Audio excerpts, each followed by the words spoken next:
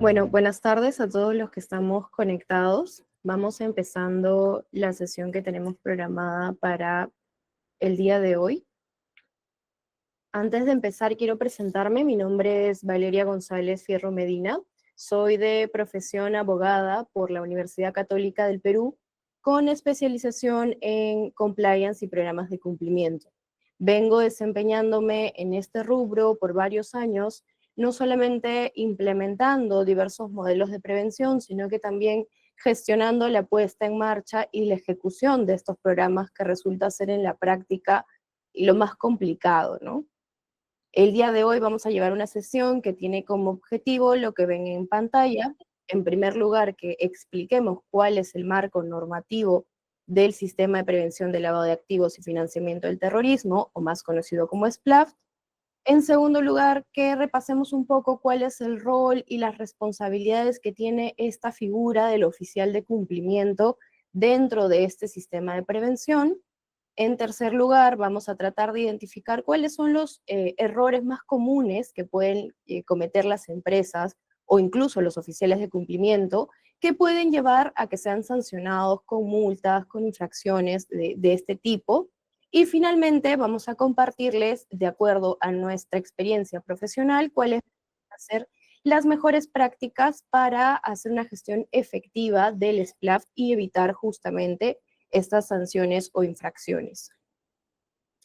En ese sentido, la presentación va a tener 5 bloques. El primer bloque, como ya les decía, vamos a desarrollar un poco el marco normativo.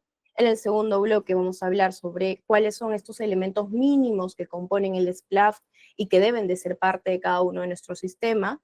En el tercer bloque vamos a hablar en específico del oficial de cumplimiento, quién es, qué debe hacer, cómo es que encontramos a la persona más adecuada para que desempeñe este rol. En el cuarto bloque vamos a hablar sobre los factores críticos que nos llevan a alguna situación de incumplimiento. Y en el quinto bloque, como les decía, vamos a dar algunas recomendaciones para poder implementar de manera adecuada este tipo de sistemas. Quería comentarles, antes de que pasemos a la explicación, de que la idea de que esta sesión es que sea bastante dinámica. Entonces, si tienen alguna pregunta, comentario o quieren compartirnos sus experiencias, pueden utilizar el chat que está habilitado o levantar la mano para poder cederles la palabra y habilitarles el micrófono. Dicho todo esto, empezamos. El primer bloque, que tiene que ver con el marco normativo, recoge cuáles son las normas que en el Perú le aplican a los sistemas de prevención del lavado de activos y financiamiento del terrorismo.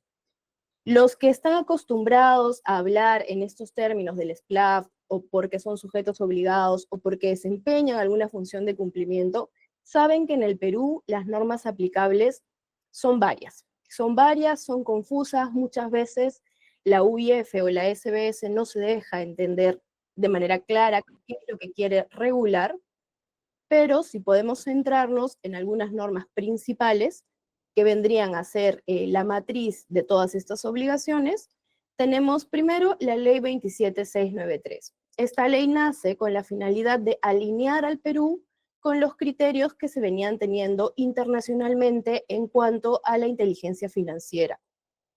Esta unidad de inteligencia financiera, una vez que se crea en el Perú, tiene como finalidad recibir, analizar y luego finalmente reportar toda la información que pueda tener a la mano respecto del lavado de activos.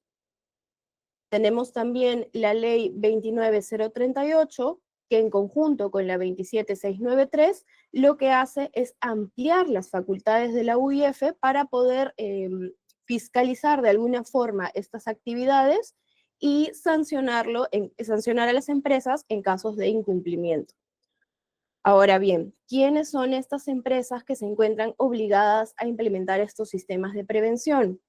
La SBS, mediante sus resoluciones, ha ido dándonos algunas luces sobre quiénes son estos sujetos obligados. La principal o la más amplia, vamos a decirlo de alguna forma, es la resolución SBS 789 del 2018, que lo que hace es, primero, definirnos en su artículo 2 el alcance de este sistema de prevención, es decir, a qué empresas va a abarcar, y luego definir cuáles son los requisitos mínimos con los que tiene que cumplir el sistema de prevención de lavados para que éste se considere que ha sido implementado de manera adecuada. Ahora, la resolución 789 no es la única.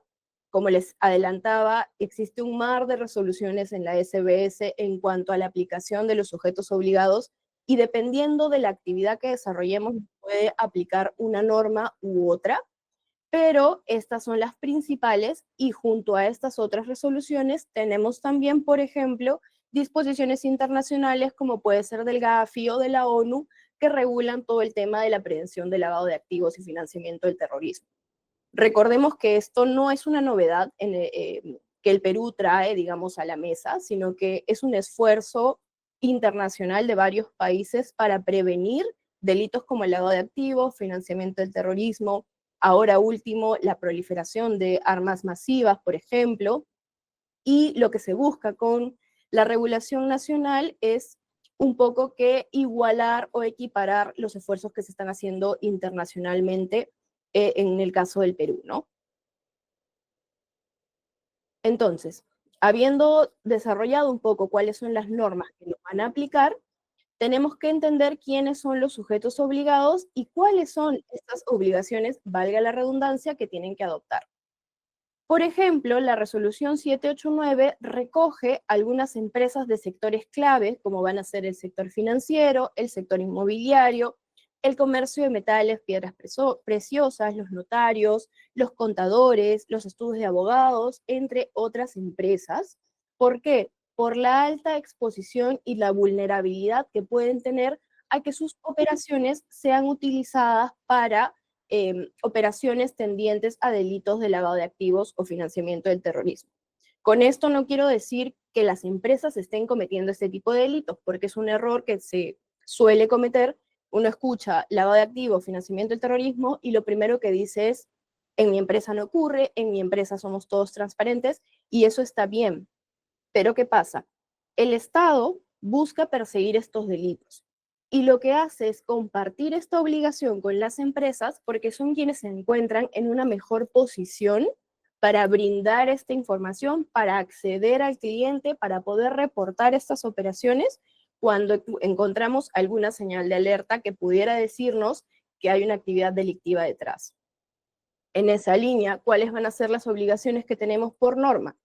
Primero, implementar el SPLAF conforme al enfoque basado en riesgos. Sobre este enfoque voy a hablar más adelante un poquito más a detalle. Después, reportar operaciones sospechosas a la UIF y en tercer lugar, capacitar a nuestro personal y establecer controles internos. Estas tres obligaciones vamos a decir que son las obligaciones macro de las que nacen el resto de obligaciones, como les comentaba hace un segundo. Hay tantas normas distintas que regulan de manera diferente a cada sujeto obligado que hacer una lista de todas las obligaciones de todos los sujetos obligados, la verdad es que es bastante tedioso, un poquito interminable, ¿no? Entonces nosotros hemos preferido agrupar estas obligaciones macro para que ustedes puedan conocer que es en razón de esto que nacen las demás. Entonces, en razón de estas obligaciones es que tenemos a los elementos mínimos del SPLAF. Como les mencionaba hace un momento, vamos a tomar de referencia la resolución 789 porque esta resolución es la que regula a la mayor cantidad de sujetos obligados. Los elementos que vamos a desarrollar a continuación tienen que ver con esa resolución.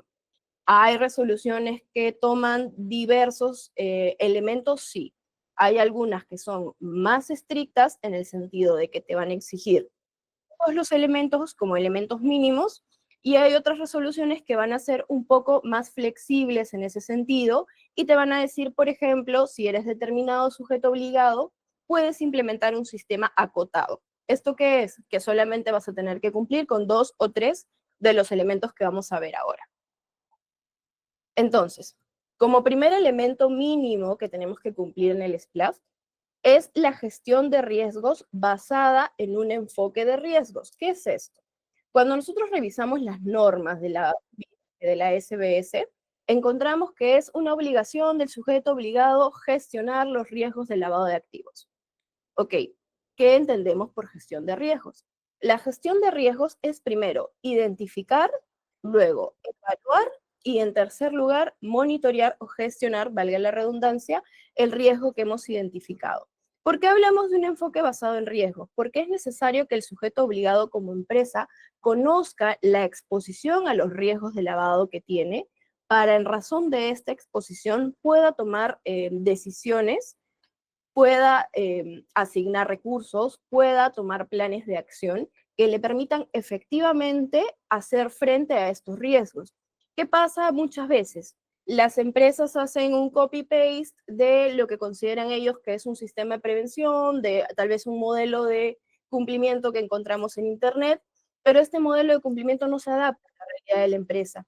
Entonces, esto no va a poder ser llevado a la práctica. Esto no va a poder implementarse en procedimientos efectivos que nos permitan a nosotros identificar alguna señal de alerta, alguna operación sospechosa. Entonces, finalmente, si la UIF nos viniera a supervisar, vamos a caer en un incumplimiento.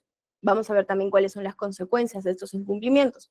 Pero el enfoque basado en riesgos tiene como finalidad que siempre el sistema de prevención se adapte a la realidad de riesgo que enfrenta la compañía. Si mi nivel de exposición a riesgo es alto, entonces yo voy a tener que tener un monitoreo constante, voy a tener que tener un plan de acción acorde a ese nivel de riesgo. Sin embargo, si mi nivel de riesgo es mucho más bajo, entonces se va a entender que mi monitoreo va a ser más espaciado en el tiempo, que mi plan de acción va a ser un plan de acción no necesariamente dirigido al riesgo en específico, sino tal vez a operaciones periféricas y situaciones similares, ¿no? Entonces, esto cuanto al primer elemento del SPLAFT. Ahora, pasando al segundo elemento que tiene que ver con las políticas y procedimientos internos, estos son traducidos en el manual y el código PLAFT. El manual y el código PLAFT son documentos internos que recogen políticas, procedimientos, lineamientos que la compañía decide tomar en razón de las obligaciones que tiene en materia de lavado de activos y financiamiento del terrorismo. Estos manuales, estos códigos, tienen que necesariamente ser aprobados por el órgano de más alta dirección de la empresa. ¿Esto por qué? Porque existe un concepto que se llama el tone at the top, que habla sobre cómo el cumplimiento solamente es efectivo si es que viene desde la cabeza de la empresa. No va a servir de mucho que nosotros implementemos políticas muy bonitas, que pueden estar muy bien redactadas, que incluso podrían cumplir con los elementos mínimos que te exige la norma que deben de constar en el manual y en el código, si es que estas no se pueden llevar a cabo. ¿Y cómo nuevamente se llevan a cabo? Con la correcta asignación de recursos. Cuando tenemos a la gerencia general o al directorio impulsando este cumplimiento, diciendo para nosotros son importantes estos lineamientos, para nosotros son importantes estos valores. Eso hace que deje de estar simplemente plasmado en un documento o plasmado en el papel, como se dice, y pueda pasar realmente a la práctica. Ahora, cerrando este tercer elemento, este segundo elemento, pasamos al tercero, que ya tiene que ver con la figura del oficial de cumplimiento y con la que tal vez estén un poco más familiarizados, porque es lo que suele tener mucha más exposición en cuanto al sistema de prevención de lavado. El oficial de cumplimiento, sin embargo, es igual un elemento dentro del SPLAFT. No es que sea independiente o no es que tenga más peso que el resto de elementos. Le damos mayor visibilidad porque el oficial de cumplimiento al final va a ser una persona. Va a ser una persona que va a asumir responsabilidades y es por norma el encargado de comunicarse con la unidad de inteligencia financiera. Hay toda una serie de obligaciones que recoge la figura del oficial de cumplimiento, pero a grandes rasgos es él quien va a ser responsable de comunicar operaciones sospechosas, comunicar los informes que hace el oficial de cumplimiento, es el nexo que existe entre la UIF y el sujeto obligado. Es una figura bastante interesante, bastante sensible también. Existe un deber de reserva en torno a la figura del oficial de cumplimiento. ¿Esto qué quiere decir? Que no puedo yo ir por fuera de la compañía diciendo quién es mi oficial de cumplimiento, porque se supone que por la sensibilidad de la información que maneja es secreta su identidad, ¿no? Vamos a ir también un poco más a detalle sobre el oficial de cumplimiento, pero pasando al cuarto elemento tenemos a la debida diligencia, que también es algo que suena bastante cuando hablamos de modelo de prevención, cuando hablamos de sistema de prevención de lavado de activos. ¿Por qué? Porque la debida diligencia son todas estas acciones que se toman con la finalidad de conocer a los terceros con los que nos los relacionamos. Estos terceros pueden ser trabajadores, pueden ser clientes, pueden ser proveedores. ¿Y por qué es que muchas veces nos preguntan, por qué es que tengo que pedirle toda esta información a mi cliente? ¿O por qué es que tengo que hacer que llene estos formatos o que firme estas declaraciones? La finalidad de la debida diligencia es que nosotros podamos saber que el dinero que está ingresando a las operaciones que nosotros realizamos o el tercero con el que nos estamos relacionando no esté vinculado al delito de lavado de activos o al delito de financiamiento del terrorismo. ¿Y de qué manera podemos hacer esto? Porque también nos dicen, no, pero Valeria, yo no puedo ser el FBI, yo no puedo saber si es que ellos cometieron delito o no cometieron delito. Es cierto, hay que ser realistas, tampoco la UIF nos pide que nos volvamos ahorita investigadores privados y que sepamos qué hace y qué no hace este tercero con su dinero, con sus bienes, pero sí tenemos que tener, por eso se le dice debida diligencia, tenemos que ser mínimamente diligentes para conocer al tercero con el que nos estamos desarrollando. Esto es, la norma también lo recoge, pedirle información como de dónde viene tu dinero, cuál es el origen del dinero con el que pretendes entablar esta relación conmigo, ¿no? Si es el caso de clientes, por ejemplo, ¿no? ¿De dónde viene el dinero con el que me vas a pagar? ¿A quién va a beneficiar el servicio que voy a brindar? ¿No? Por ese tipo de información nos puede a nosotros dar una idea de con quién nos estamos relacionando. Ahora, si se trata de trabajadores, con mayor razón, si ha tenido algún tipo de investigación, si tiene antecedentes, si no tiene antecedentes, ¿no? Esa es la idea de la debida diligencia, que nosotros podamos construir una figura del tercero con el que nos vamos a relacionar solamente con la finalidad de cubrirnos a nosotros de cualquier contingencia posterior. Porque les adelanto, si es que hubiera una señal de alerta en este procedimiento de debida diligencia y nosotros no la reportamos por A o B razones y esto escala a un proceso penal donde el fiscal va a investigarnos por lavado de activos, si nosotros hemos hecho de manera adecuada nuestra debida diligencia, podemos decirle, señor fiscal, aquí están todas mis acciones que yo realicé para conocer a esta persona, para conocer a esta empresa y asegurarme de que no me estaba involucrando en un delito. Y después él utilizó diversos medios para camuflar esta información, para falsear esta información, eso ya no entra en nuestro ámbito de conocimiento, digamos, pero sí realizamos las acciones que nos pedía la norma para identificar a este tercero. Por eso es sumamente importante la debida diligencia, porque sirve también como escudo para nosotros ante una eventual investigación. Pasando entonces al siguiente elemento mínimo del SPLAF, tenemos el monitoreo y reporte de operaciones sospechosas. Esto es un requisito normativo también que nos habla sobre que tenemos que poner de sobreaviso a la unidad de inteligencia financiera cuando encontremos una operación sospechosa. Ahora, ¿qué es una operación sospechosa? Una operación sospechosa, por definición, es aquella que nace o que tiene detrás una señal de alerta. ¿Qué es una señal de alerta? Una señal de alerta es cuando identificamos algún comportamiento por parte del tercero, los terceros que mencionabas un segundo, que nos pueda hacer pensar que su operación o no está dentro de los criterios normales para este tipo de operaciones o ya por sí misma da a pensar que estamos ante la comisión de un delito. Ahora, el monitoreo y reporte de operaciones sospechosas es una obligación del oficial de cumplimiento. Si estamos al interior de la empresa y, por ejemplo, el equipo comercial detectó que hay una señal de alerta, en este caso con esta persona con la que queremos relacionarnos, pues el equipo comercial va a poner en conocimiento del oficial de cumplimiento y va a ser él quien va a tomar la decisión o va a decidir respecto de si se trata de una operación sospechosa o no. Y si decide que es una operación sospechosa, pues tiene la obligación de reportarla ante la UIF en el plazo de máximo de 24 horas. Igual, la infracción a este tipo de obligaciones también tiene como consecuencia sanciones o multas para tanto la empresa como para el oficial de cumplimiento. Pasando al siguiente elemento mínimo del SPLAF, tenemos la capacitación y la cultura de cumplimiento. Este es un elemento también sumamente importante porque la capacitación nos habla del conocimiento o el entrenamiento que le damos al resto de nuestra organización. Esto porque es fundamental, como les decía, porque dentro del SPLAF no solamente está el oficial de cumplimiento y la alta dirección y ahí terminó. Dentro del SPLAF participan y colaboran toda la organización, como les ponía hace un ejemplo con el equipo comercial.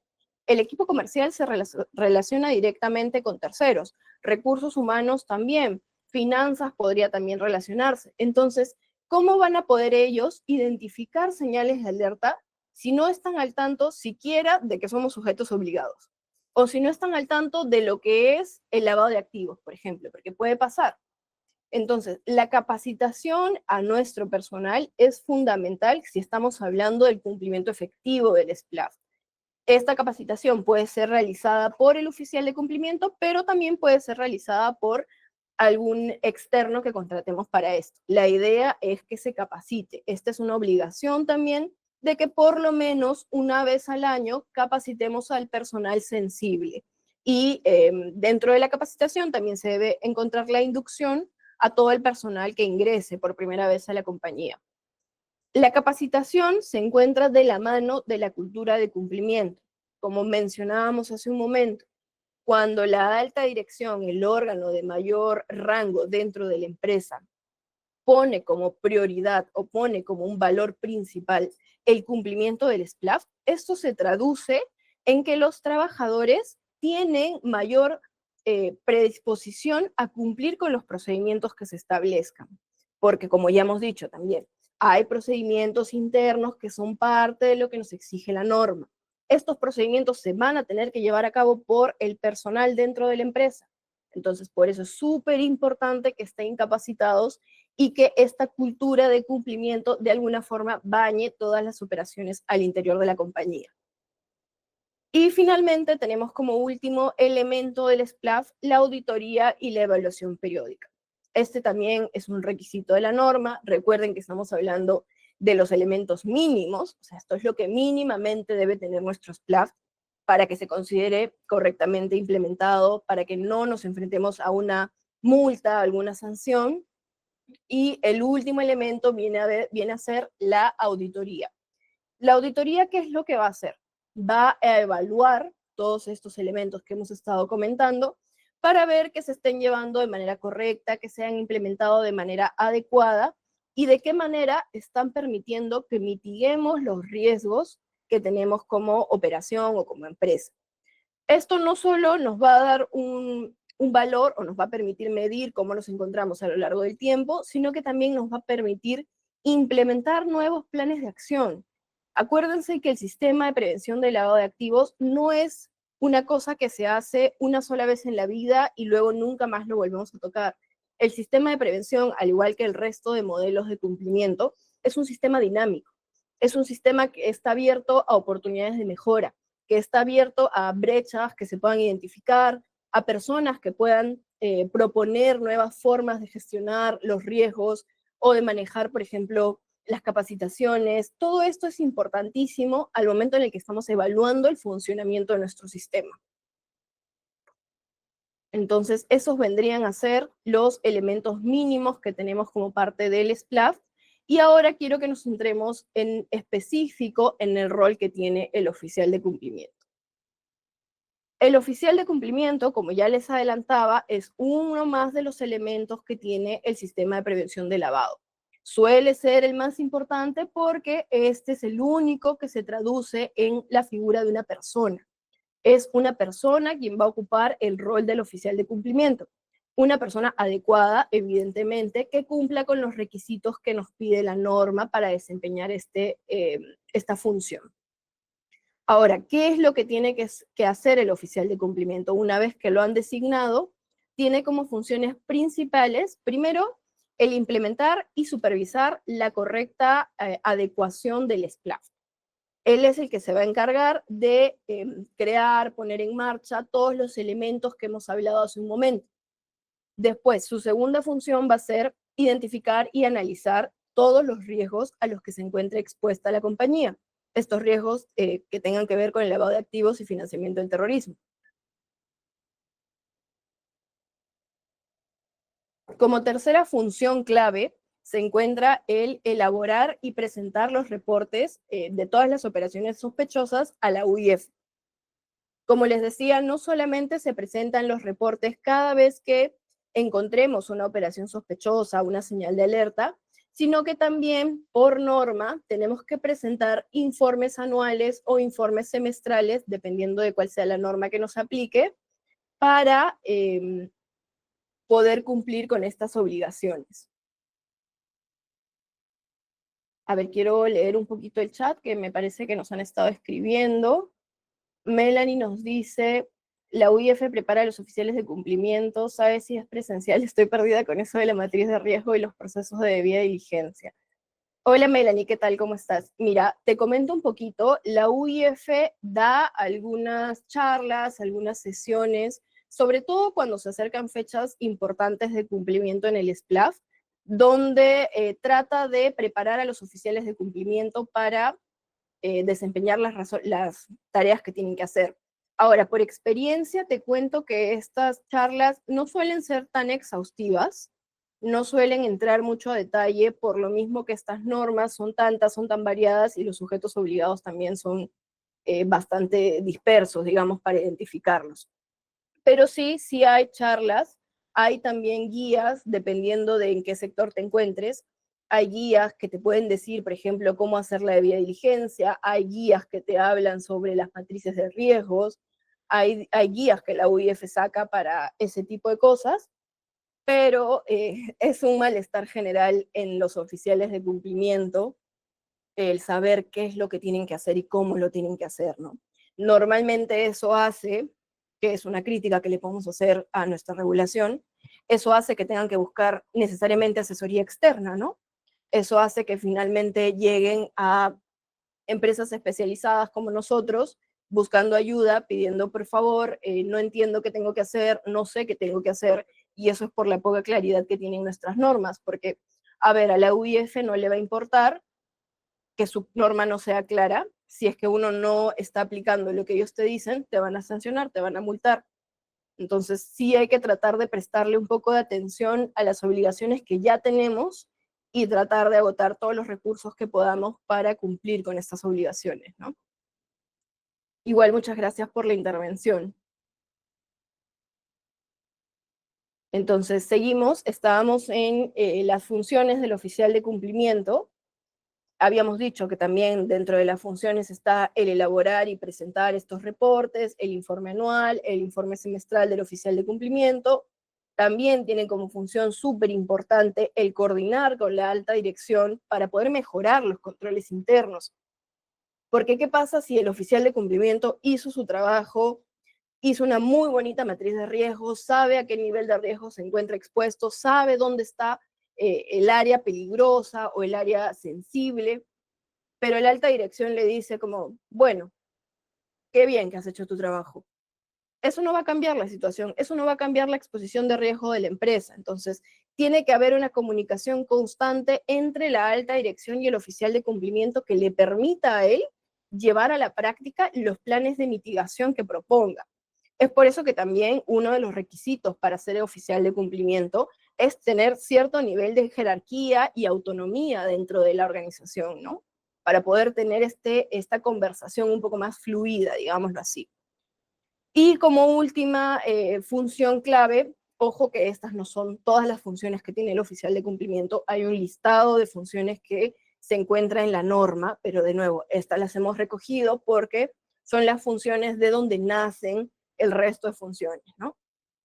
La última vendría a ser el capacitar a los colaboradores en temas de prevención y cumplimiento. Como les decía, hay una capacitación obligatoria, que es la capacitación anual. Esta debe de ser dirigida en principio por el oficial de cumplimiento. Este puede designar esta labor si es que contrata a una empresa tercera para realizarlo, ¿no? Un asesor tercero para realizarlo. Entonces, hemos hablado también de la necesidad de independencia y de recursos que reviste a todo el funcionamiento del sistema de prevención. Entonces, si estamos hablando de asignación de recursos, tenemos que decir necesariamente que el oficial de cumplimiento tiene que tener un acceso directo a estos recursos, tanto humanos como tecnológicos, para que pueda realizar estas funciones.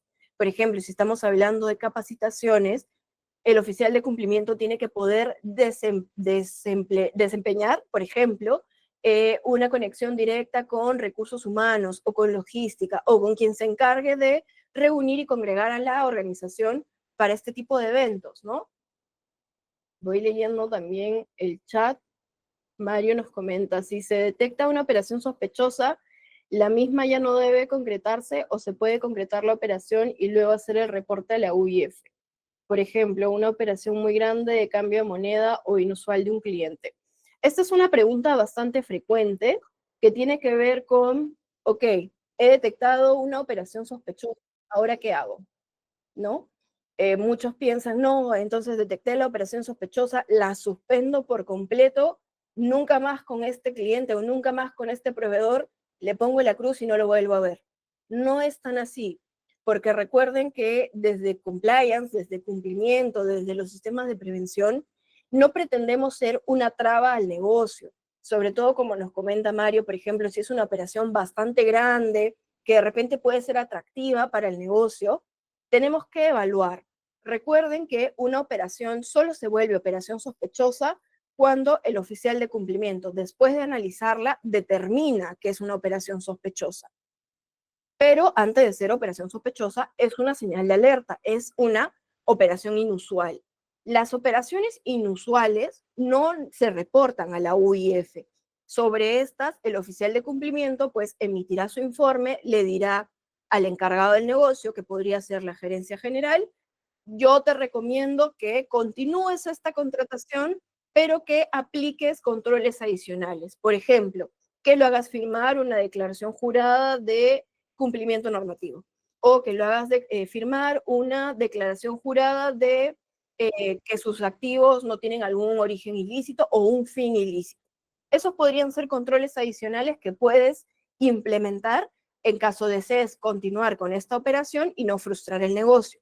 Ahora, si es que el oficial de cumplimiento determina que efectivamente se trata de una operación sospechosa y la reporta a la UIF, ahí sí debemos de suspender esta operación, porque hemos determinado la diferencia entre inusual y sospechosa es la entidad delictiva que tienen. Entonces, si ya pasamos a operación sospechosa, ya estamos ante, tengo todas las sospechas de que esto puede ser delictivo. Entonces, ahí sí la UIF te va a decir, suspende la operación. Incluso te va a decir, si es que no puedes pedirle al tercero con el que te vas a relacionar que firme más convenios o más compromisos, porque eso lo puede alertar de que vas a comunicar esto a la UIF, entonces no hagas nada. Eso es lo que te dice la UIF, ¿no? Ese es el criterio que se maneja. Entonces, este tema del reporte de operaciones es manejable, sí, como les decía, no queremos ser una traba para el negocio, pero debemos saber qué piso estamos tocando, ¿no? Si estamos ante una operación inusual o si ya pasamos a una operación sospechosa.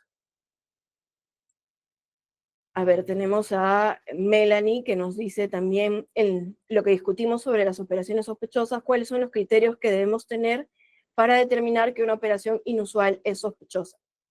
Justamente lo que estaba comentando. La diferencia entre operaciones inusuales y operaciones sospechosas es la entidad delictiva. Una operación inusual podría ser simplemente este cliente todos los meses conmigo hace operaciones de 10 soles. Y este mes vino y me dijo para hacer una operación de 1000 soles.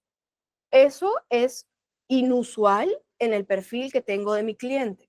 No necesariamente tiene que ver con algo delictivo, podría ser, pero no necesariamente es así. Entonces yo como señal de alerta lo elevo al oficial de cumplimiento, el oficial de cumplimiento toma la decisión en base a un análisis de riesgo, qué tanto me expone este cliente, qué tanto significa esta operación en el total de mis operaciones, qué tanto me va a afectar si es que esto se transforma en una investigación penal, por ejemplo. y emite un informe del oficial de cumplimiento donde recomienda continuar la operación, no continuar la operación, tomar medidas adicionales, etc. En cambio, la operación sospechosa es la que ya me dice que este cliente puede traer algo delictivo detrás. Por ejemplo, hoy día voy a contratar con una persona y me aparece en noticias que ha sido investigado 8 veces por lavado de activos y que lo están procesando ahorita y le están embargando los bienes. Eso definitivamente es mucho o tiene una entidad mucho más delictiva que lo que comentábamos al inicio del cambio del perfil del cliente.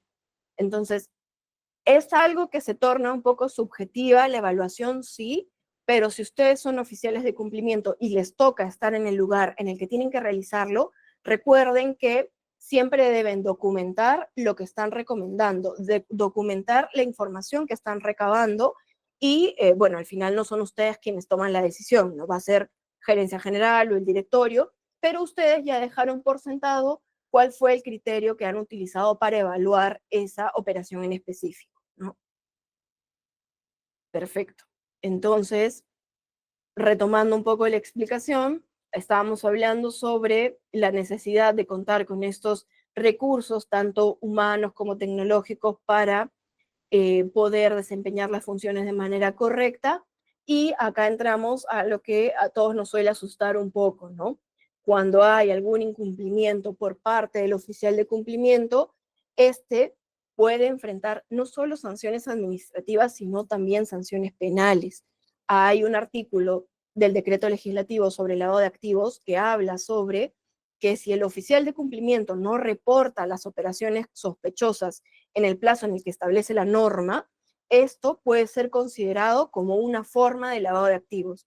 ¿Por qué? Porque coadyuva a todo el ciclo que tiene el lavado de activos y a todas estas fases que utilizan los delincuentes para camuflar estos bienes, ¿no? Entonces, mucha precaución con aquellos que tienen esta función y con la forma en la que están desarrollándola, ¿no?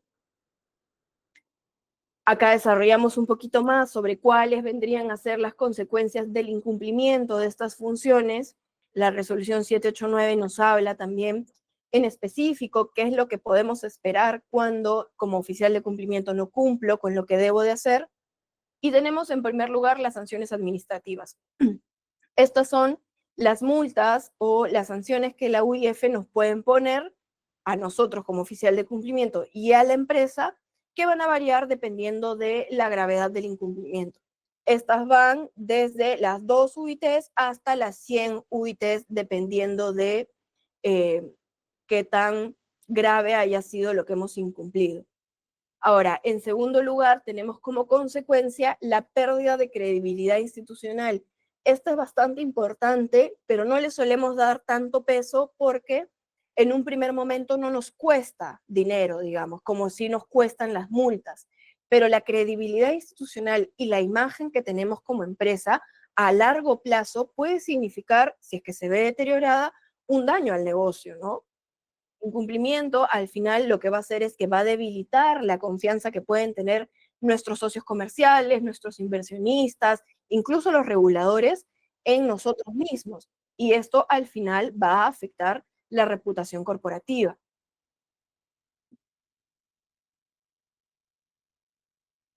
En tercer lugar, tenemos como consecuencia del incumplimiento lo que les comentaba, la responsabilidad penal. El oficial de cumplimiento, al ser la persona que da la cara por el SPLAF, puede ser considerado responsable penalmente si se determina que no ha cumplido con las actividades que tenía que cumplir por norma y que con esto ha facilitado la comisión de algún delito. Por eso mucho cuidado con las obligaciones que tenemos que cumplir. Y finalmente tenemos a nivel de sanción como empresa la inhabilitación. Las autoridades pueden inhabilitar tanto al oficial de cumplimiento para desempeñar este rol dentro de las empresas del sistema financiero, como a la empresa para contratar con el Estado. Entonces, eso es algo también a tener en consideración si es que nuestro negocio tiene mucho que ver o se relaciona mucho con clientes gobierno. Vamos a leer un poco el chat. Melanie nos dice, ¿qué norma nos dice cómo hacer el manual de cumplimiento? Usted, eso fue oficial de cumplimiento. Bueno, la norma va a tener que ser la norma que regule tu sector, Melanie. Ahorita estamos hablando de la 789, la resolución 789 del 2018, porque es la que recoge la mayoría de sujetos obligados. Pero dependiendo de en qué sector te encuentres, va a haber una norma específica para ti, una resolución específica de la UIF, que es la que te va a decir qué elementos mínimos debe de tener tu manual, qué información debe de tener tu manual. Diciéndote como a grandes rasgos, la 789 te dice que debe incluir los procedimientos de debida diligencia, que debe incluir el procedimiento de reporte de operaciones, el procedimiento de evaluación de operaciones inusuales, etcétera, etcétera. Es una lista que está en la 789.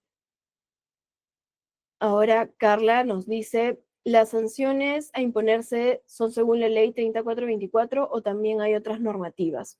En este caso, estamos hablando del SPLAF, que es el Sistema de Prevención de Lavado de Activos y Financiamiento del Terrorismo, que recoge sus propias sanciones e infracciones. Hay un reglamento en materia de lavado de activos y financiamiento del terrorismo que te va a decir cuál va a ser la gradualidad de la sanción. Esto en sede administrativa, ojo, cuál va a ser la gradualidad de la sanción, la multa que te pueden poner, si es que te van a inhabilitar o no te van a inhabilitar.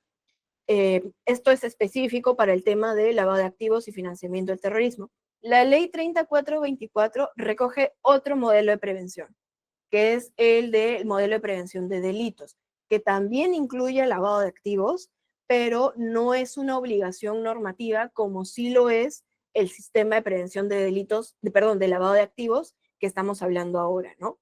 Ambas son modelos de prevención, pero una es una obligación normativa para las empresas que son sujetos obligados y la otra vamos a considerarlo una buena práctica, ¿no? Porque te permite identificar y mitigar riesgos de delito al final del día, ¿no?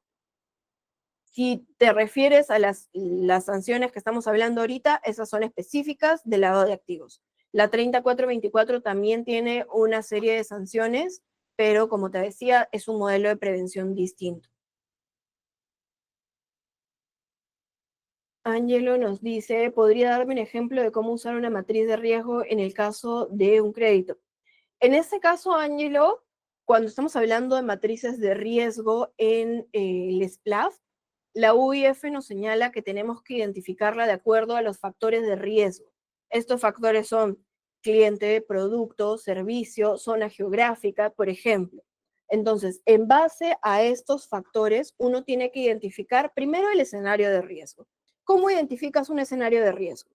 Puedes hacerlo con entrevistas de levantamiento de información o con revisión documentaria, o si ya eres parte del negocio, pues te va a ser más sencillo sentarte, por ejemplo, con tu gerente comercial y decirle, ok, cuéntame cómo es que realizas la interacción con estos terceros. Y tú con esos factores en la mente vas a ir pensando, ok, por el factor producto, ¿qué tanto me encuentro expuesto? ¿No? Si en este caso son créditos, bueno, lo que me expone el producto créditos es a yo recibir dinero que provenga de un origen ilícito. Entonces, ok, con eso en mente, ¿cómo ubico esta operación en la organización de mi empresa? Y conforme lo vayas ubicando, vas a identificar los escenarios sensibles, los puestos sensibles, las operaciones sensibles, y luego tendrás que decirle al encargado de cada una de estas operaciones, ya, ¿qué estás realizando para que esto no pase? Para que no ingrese dinero de origen ilícito a nuestra compañía. Ellos te dirán, mira, tengo este y este control, o mira, no estoy haciendo nada por el momento. Entonces, en base a eso, el nivel de riesgo que identificaste inicialmente lo vas a tener que categorizar. Si no tienes ningún control que mitigue ese riesgo, vas a estar en una exposición alta.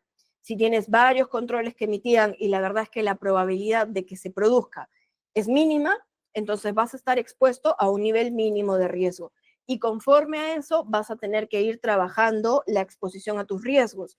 Recuerda que, como lo decía hace un momento, la matriz de riesgos viene a ser un documento de trabajo, si se quiere, para el oficial de cumplimiento, porque le va a mostrar cuál es la realidad de su exposición a riesgos en el momento en el que le está actualizando. Ojo, las matrices también se actualizan, no se hacen una sola vez.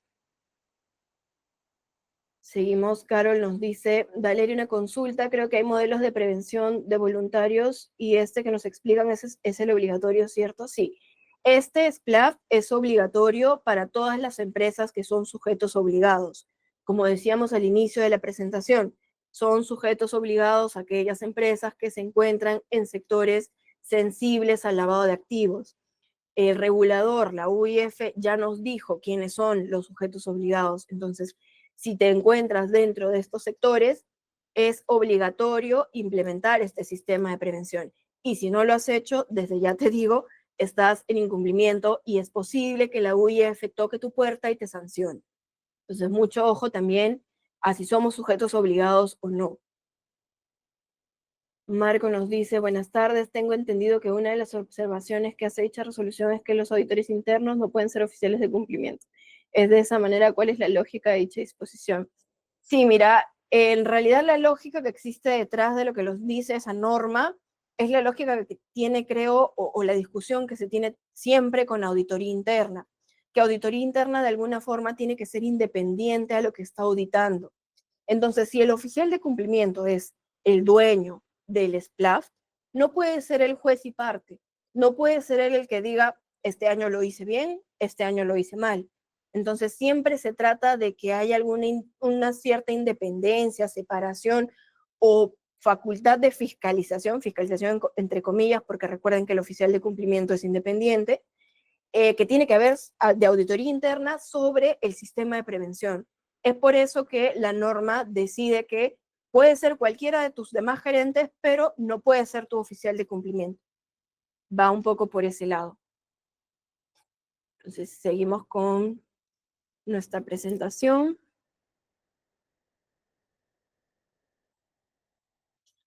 Entonces, pasamos a los factores críticos para evitar estas infracciones. ¿Qué tenemos que hacer para que no nos multen mañana, para que no nos inicien una investigación, para no vernos involucrados en estos temas que son tan engorrosos? Primero, hemos identificado algunas deficiencias que son bastante comunes en la implementación del SPLAF. Primero, que no identificamos los riesgos específicos de la empresa. Hacemos un copy y paste de lo que nos dice el Internet y decimos, ok, porque Internet dice que esta actividad es riesgosa, entonces para mí va a ser riesgoso también.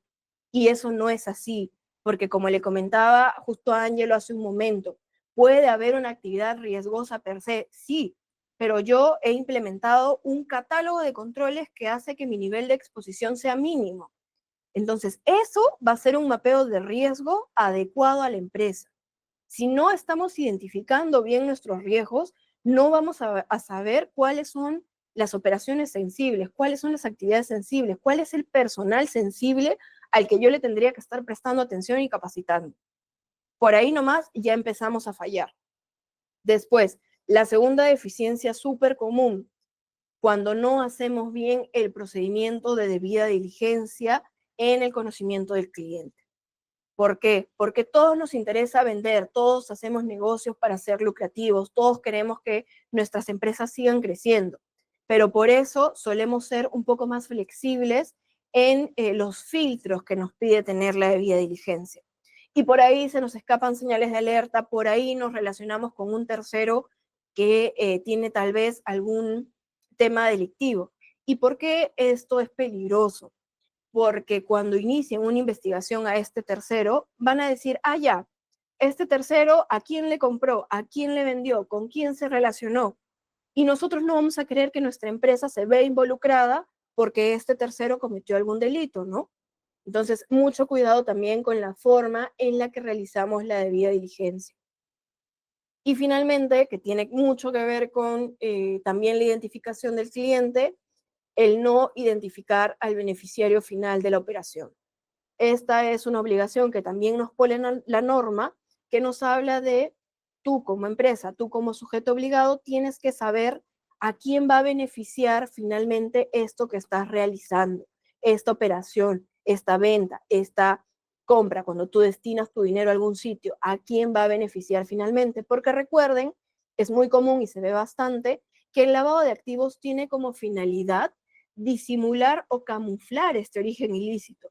Entonces es común que se creen empresas fachada, que se utilicen testaferros. Entonces ya, yo me estoy relacionando con una empresa que parece muy legal, muy legítima, pero ¿quién está detrás? ¿Quién es el beneficiario final de esta empresa? Por eso es muy importante que identifiquemos. Ahora, así como hay deficiencias comunes del SPLAF, hay algunos errores que hemos podido identificar por la práctica en la gestión que realizan los oficiales de cumplimiento. La primera, no se están actualizando sobre los cambios normativos. La UIF, la SBS, tiene tantas normas y las cambia de manera tan constante y tan rápida que es bien difícil seguirle la pauta. Pero es súper importante que estemos revisando el peruano, si quieren. Todas las mañanas revisemos el peruano para ver si la SBS cambió algún criterio, cambió, modificó, porque es en base a estas normas que nos van a supervisar, que nos van a fiscalizar. Entonces, como oficiales de cumplimiento, no solo tenemos la obligación de actualizar estos cambios normativos, sino que también nos va a servir muchísimo en la puesta en marcha de nuestro SPLAF. Otro error que solemos cometer como oficiales de cumplimiento es hacer un reporte extemporáneo o insuficiente de las operaciones a la UIF. Y esto no quiero decir que sea responsabilidad entera del oficial de cumplimiento, pero es que es bastante tedioso a veces saber toda la información que nos requieren los portales de la UIF, el CISDEL o el portal PLAF, ¿no? Queremos ingresar a una operación sospechosa y hay una serie de campos que no estamos seguros de qué información debe contener. Entonces también en esos casos la UIF suele contestar correos cuando se le pregunta, ¿no? Quiero reportar esto, pero no sé cómo funciona el portal. Podemos también escribirles y nos van a dar la información o de paso buscar asesoría externa en empresas especializadas como lo somos nosotros en Ecovis Perú, ¿no? Y finalmente, un tercer error que hemos identificado en las gestiones del oficial de cumplimiento es la falta de supervisión interna y la falta de controles de cumplimiento. Como les decía antes, ¿no? Por ejemplo, implementé mi SPLAF y lo dejé ahí y nunca más vine a supervisar qué es lo que estaba pasando, nunca más pude ver si es que los controles se aplicaban o no se aplicaban. Entonces, mi sistema de por sí ya está desactualizado, es obsoleto, ya no me va a servir porque no me va a decir la realidad de exposición de la compañía. Vamos a ver nuevamente qué nos dicen en el chat. Alonso nos dice, buenas tardes, tengo dos consultas. La primera es si el mismo manual SPLAF puedo añadir disposiciones de la 3424 para combinar los controles que se implementan de ambos o son incompatibles. Y la segunda es, existiendo un encargado de prevención y también un oficial de cumplimiento, puede el primero ser el que realice las capacitaciones al personal. Mira, te comento, Alonso, una particularidad que tiene la 3424, que es la única forma que te hace o que te da de hacer match con otro modelo de prevención es con el del sistema de prevención del lavado de activos. Entonces, la 3424 lo que te dice incluso es que el encargado de prevención puede cumplir también la función de oficial de cumplimiento.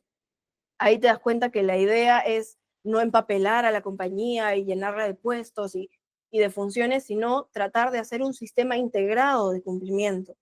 Lo que me preguntas respecto de si en el manual puedes añadir disposiciones de la 3424, te diría que en principio sí, siempre que estas disposiciones no sean contrarias a las del SPLAF o sean menos exigentes que la del SPLAF. Si el SPLAF te pide 10, no podrías adoptar una de la 3424 que te pida 5, ¿no? Pero, como decía, la 3424 no es una obligación normativa, son buenas prácticas, al final buenas prácticas corporativas. Entonces, si tú tienes un manual, vamos a ponerle un manual de cumplimiento general que recoja unos criterios y los otros, pues no habría ningún problema. Para mí, en realidad, sería una disposición correcta de los recursos, ¿no? Melanie nos dice, ¿hay alguna oficina de la UIF que dé orientación a las empresas? La oficina de la UIF que se encarga de los temas del SPLAT es la que justamente te decía Melanie, que es la que suele soltar boletines, suele hacer capacitaciones. Si es que eres oficial de cumplimiento, te van a llegar al correo que has consignado como oficial de cumplimiento. Ahí suelen avisar ellos cuando van a hacer alguna sesión o cuando están sacando algún boletín, sobre todo, como decía, cuando estamos a puerta de fechas con vencimiento. Mario nos dice, la bancarización de las operaciones comerciales elimina el riesgo de incumplimiento, es decir, si el dinero proviene de una cuenta bancaria local, eso no obliga en primer lugar al banco a cumplir con el SPLAF.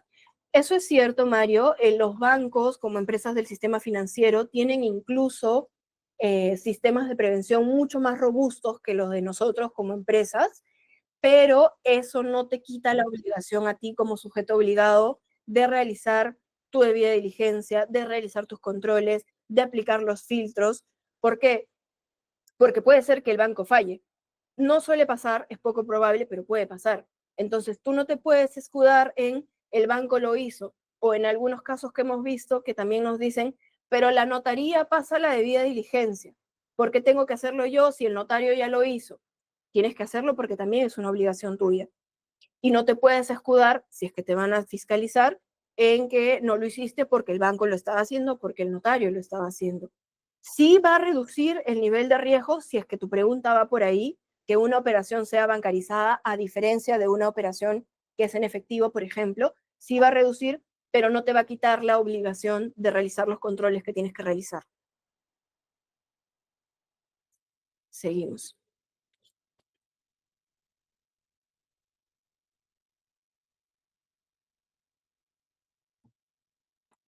Quería presentarles un caso también, ya como para ir cerrando esta sesión, sobre una inmobiliaria que fue sancionada justo el año pasado, el 2024.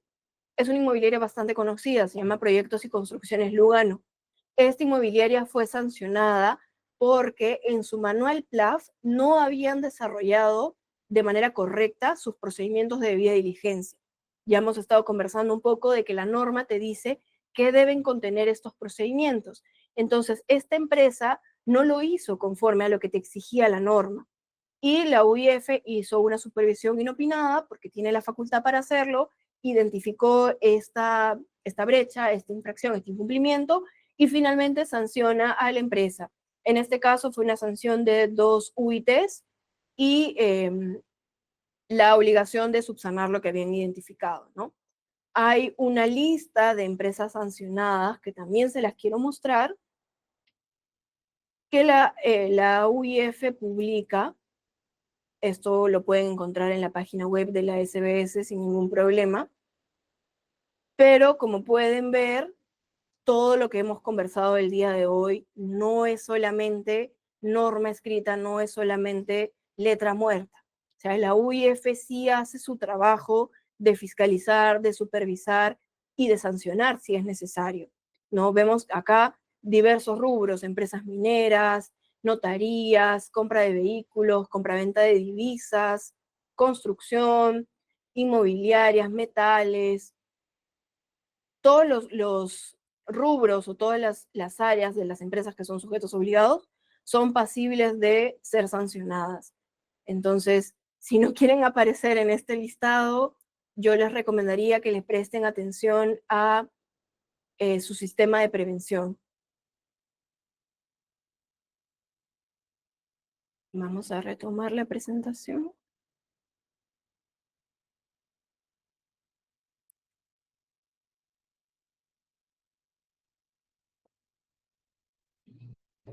Perfecto. Entonces, ya para cerrar esta sesión, ¿cuáles son las recomendaciones que nosotros desde la práctica, viendo muchísimos sistemas de prevención, podemos darles para que no pasen un mal rato si es que lo supervisa la UIF? Primero, y súper importante, hacer la auditoría interna y la evaluación periódica de sus sistemas de prevención. Si ya lo han implementado, no lo dejen ahí, trabajen con él, evalúen, traten de las brechas que identificaron inicialmente, recortarlas, ¿no? Traten de trabajar con la identificación de riesgos que hicieron inicialmente, ¿no? En segundo lugar, usen las herramientas tecnológicas. Ahora estamos entrando a todo el boom de la inteligencia artificial. Si tienen alguna duda incluso sobre cómo evaluar un escenario de riesgo o cuáles son los mejores controles que pueden implementar para estos escenarios, pregúntenle a la inteligencia artificial y les va a dar soluciones bastante interesantes. Después, fortalezcan su reporte de operaciones sospechosas. Esto no solo como obligación del oficial de cumplimiento, sino como obligación de toda la organización. Que el personal sepa, que los compañeros sepan que si identifican una señal de alerta, deben ponerla en conocimiento del oficial de cumplimiento. Y con toda la información que viene detrás, ¿no? Porque no es solamente, ay, acá hay una señal de alerta, sino pasó esto con tal persona, en tal momento, en tal operación, lo atendimos mi compañero y yo, ¿no? Toda esa información. En cuarto lugar, tenemos la aplicación efectiva del enfoque basado en riesgos, como les decía. Es mucho más sencillo gestionar este tipo de sistemas de prevención cuando sabemos la realidad de riesgo a la que nos encontramos expuestos. No va a ser lo mismo, así estemos ante dos empresas del mismo rubro, la misma exposición de riesgo. Entonces, háganlo personalizado, háganlo acorde a la realidad de la empresa, ¿no? Y finalmente, la capacitación y la cultura organizacional que un poco recoge todo lo que hemos conversado hoy, ¿no? Si piensan que hay personal sensible que deba conocer esta información, ustedes ya la tienen, entonces compártanla, ¿no? Compártanla, hagan las capacitaciones anuales obligatorias, induzcan a los colaboradores que son nuevos, sensibilicen constantemente al personal porque eso va a hacer que se encuentren más prestos también a realizar los procedimientos que tienen que hacer. Y eso les va a facilitar muchísimo a ustedes el trabajo. A ver, vamos a ver el chat. Nos quieren hacer una consulta por audio. Entiendo que sí, puedes abrir tu micrófono. Hola, ¿qué tal, Vanessa? Muy buenas noches. ¿Qué tal? Buenas noches. Vanessa, esta consulta que quiero hacerte es respecto a un caso que se está ventilando acá en mi región. Y quisiera que, por favor, si me pudieras orientar más o menos, el tema es el siguiente. Acá en Madre de Dios se realiza bastante lo que es la comercialización de insumos químicos, es decir, los grifos, ¿ya? Entonces, estos grifos se desarrollan principalmente en zonas donde no existe entidades financieras para poder bancarizar el cobro del dinero por la venta de estos insumos químicos. ¿Y qué hacen? Los propietarios, los administradores, los gerentes recaudan el dinero en efectivo de su establecimiento donde está aledaño al sistema financiero y realizan un traslado en sus camionetas de hora y media, 2 horas, para venir a la capital y hacer el depósito del mismo al banco o en alguna otra caja.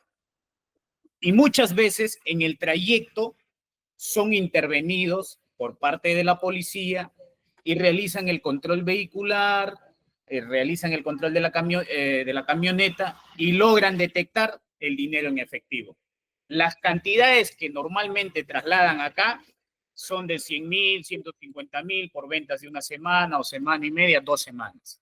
¿Y qué hacen? Por desconocimiento de la norma y por el rol de la policía, procede a su intervención, incautación, comunica al representante del Ministerio Público, vienen, incautan el dinero, incautan la camioneta.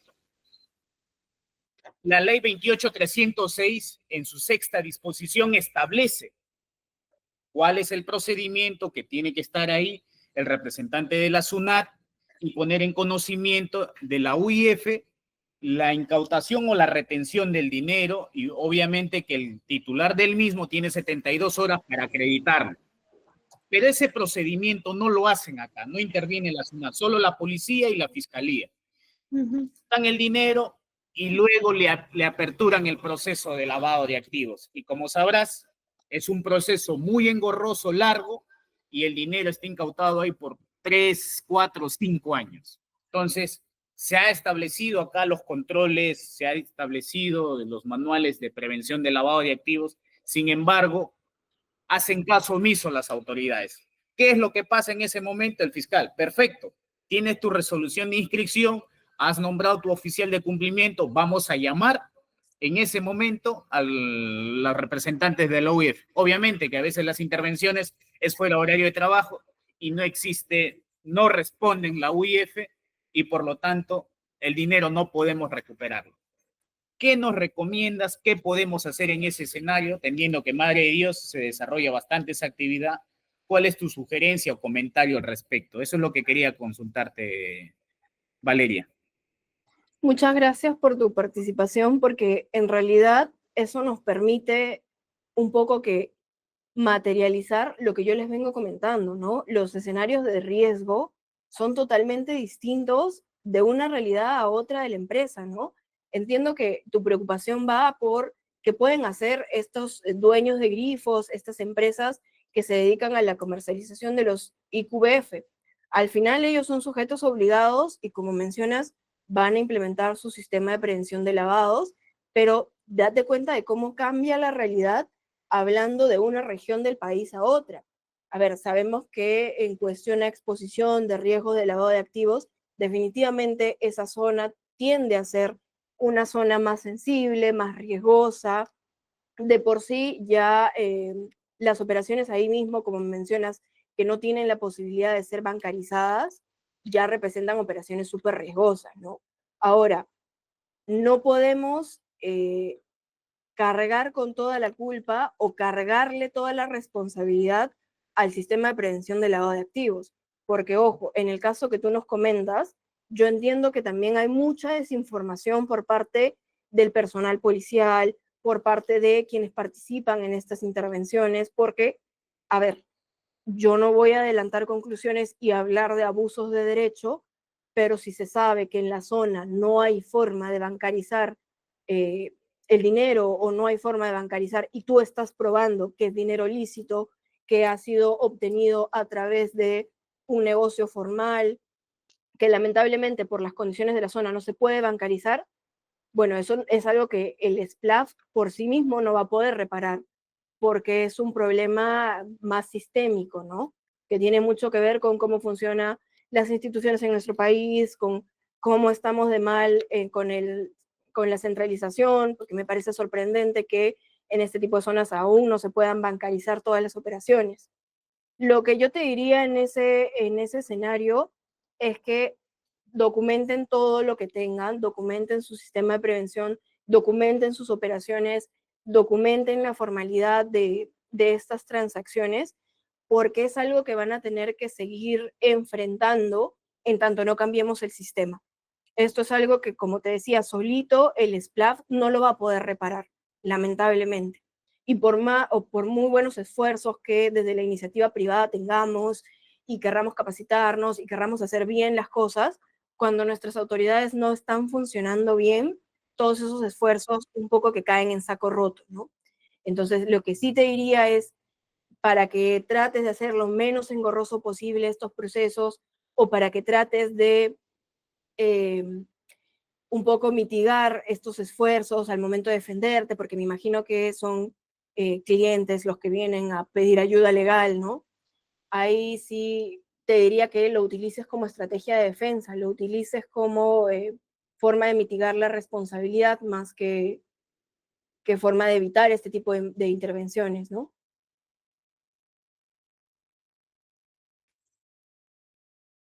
Creo que tenemos o teníamos una mano levantada, otra mano levantada. Sí. Carol,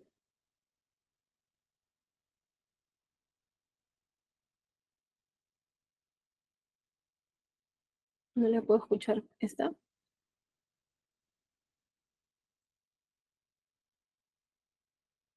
Ah, nos está escribiendo.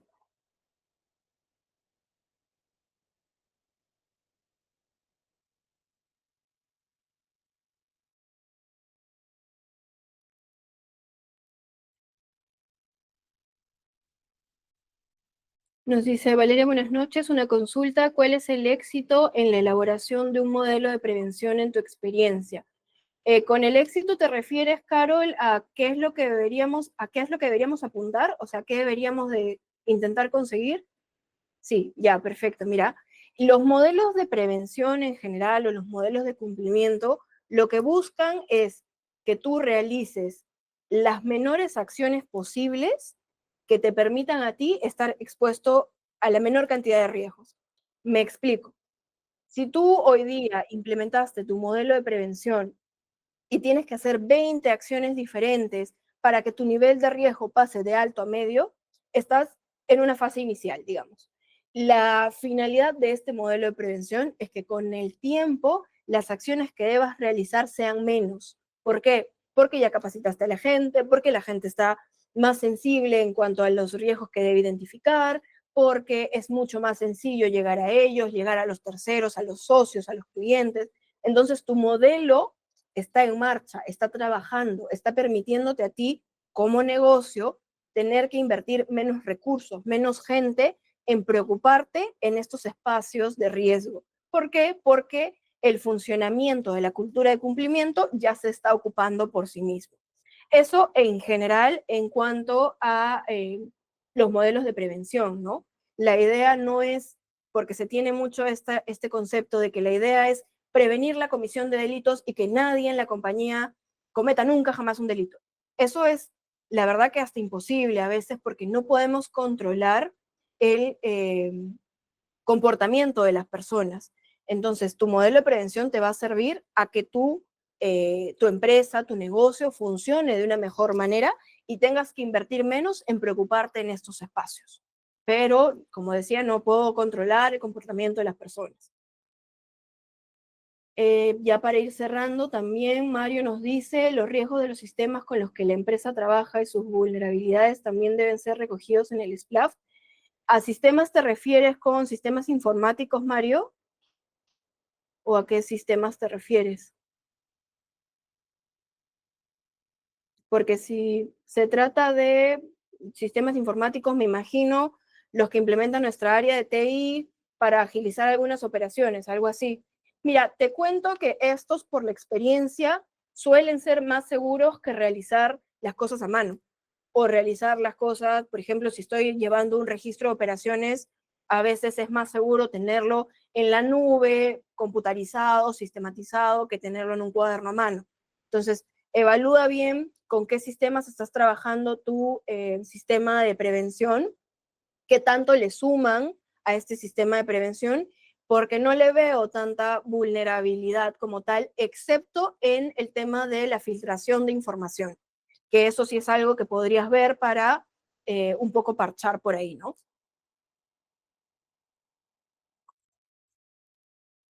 Entonces, por ahí dejamos la sesión. Muchas gracias por su atención. Ha sido una sesión súper interesante. Los vamos a estar convocando seguramente para nuevas sesiones. Creo que, a ver, para cerrar ya con la última de Mario, ¿qué pasa cuando las operaciones son automáticas fuera del horario del oficial de cumplimiento? Te digo algo por la práctica, el oficial de cumplimiento no suele tener horario. El oficial de cumplimiento tiene que estar atento a algo que 24/7, por eso digo que la posición es bastante sensible. Pero ten en cuenta que las operaciones sospechosas se comunican 24 horas después de que tomas conocimiento. Entonces, todos los que son oficiales de cumplimiento, mucho ojo a lo que tienen que reportar, a los plazos, a sus obligaciones. Entonces, muchas gracias otra vez. Ya nos vemos en una próxima sesión. Buenas noches a todos.